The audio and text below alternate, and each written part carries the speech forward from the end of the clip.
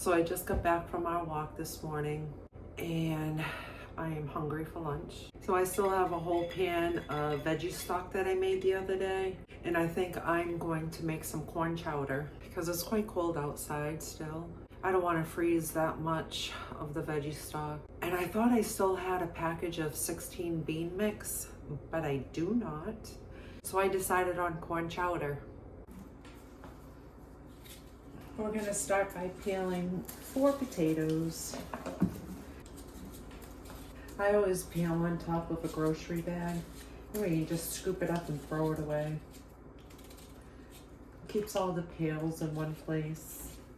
Easy cleanup. I haven't had corn chowder. I think it's been like 2 years since I had corn chowder. My dad used to make the best corn chowder ever. It was so good. If I could go back in time, I would get recipes from my parents and my grandparents, especially my grandmother. She used to make these cookies. They were called hermits. And I'm pretty sure they're German cookies. Don't quote me, I didn't look it up. But she's German. Yeah, if I could go back, for sure, I would get recipes. There were so many things that my parents used to make and my grandparents that I can't even find any recipes that come close.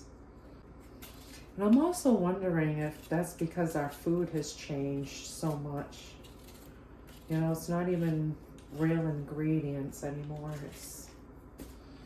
It's more chemicals and byproduct. Were they just that good at making those things that I remember? Or my taste buds just changed so much that nothing even comes close. I really wish I was older when some of my family members had passed away. I would have paid attention more. Because my sister and I, we used to go to my grandparents' house all the time when my parents were working. They used to watch us. But I was so young. Like, you're so young that you don't even think about cooking or recipes I was probably like 5, 6, and 7, I want to say. You don't really think about making food at that age.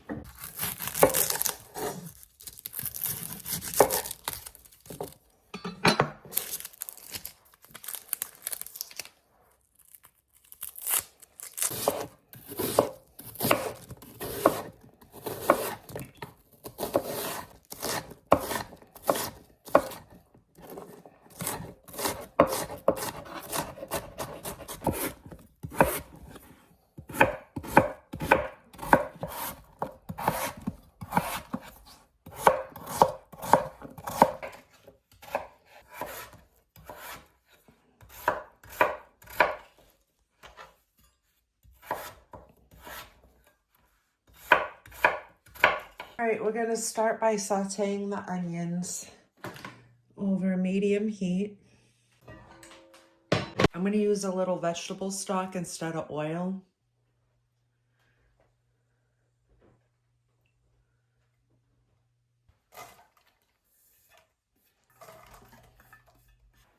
I'm gonna saute these for 3 to 4 minutes.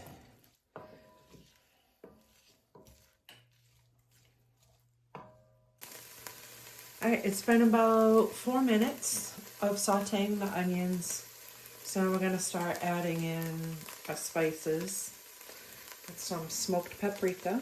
I'm gonna start with a 1/2 teaspoon of salt. Probably we'll have to add more. Let me give this a quick mix. All right, now we're gonna add the potatoes in.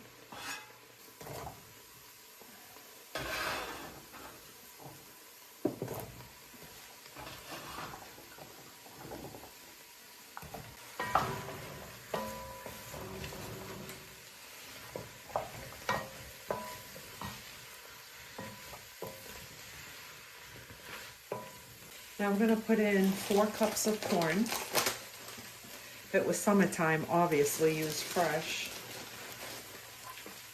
but I just have frozen.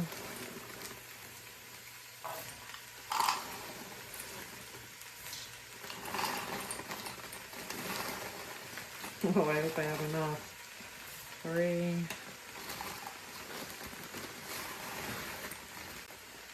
4. And then we gotta put in 5 cups of broth. 3, 4. Now we're gonna turn the heat up. We gotta bring this to a boil for about 10 minutes until the potatoes are tender. Yeah, my dad's corn chowder was always white. So I'm gonna guess he didn't use paprika, and he definitely didn't do homemade vegetable broth. He probably used like chicken stock, a clear liquid, because my stock is like an amber color. It's beautiful, but it's changing the color of the chowder. I completely forgot to put garlic in there. So I'm gonna do probably about a teaspoon of garlic powder. If you had fresh garlic, probably 3 to 4 cloves. The potatoes are just about done. I'm gonna measure out 2 cups of milk. I'm using almond milk. Gonna add in about 2 tablespoons of butter. To the milk, we're gonna add a 1/4 cup of flour.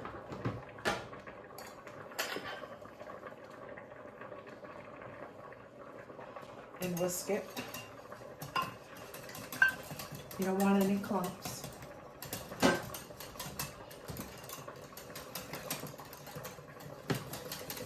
Now we're gonna put the milk and flour mixture into the chowder. You wanna let it come back up to a little bit of a boil and then let it simmer, because we want the chowder to be thick.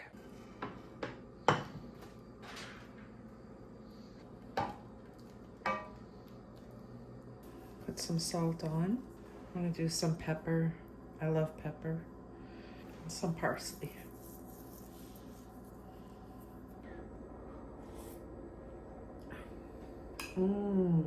It's really delicious. If I were to change one thing, you know what I would do? I would add in 1 can of cream of corn to give it a little more sweetness and a little extra corn flavor.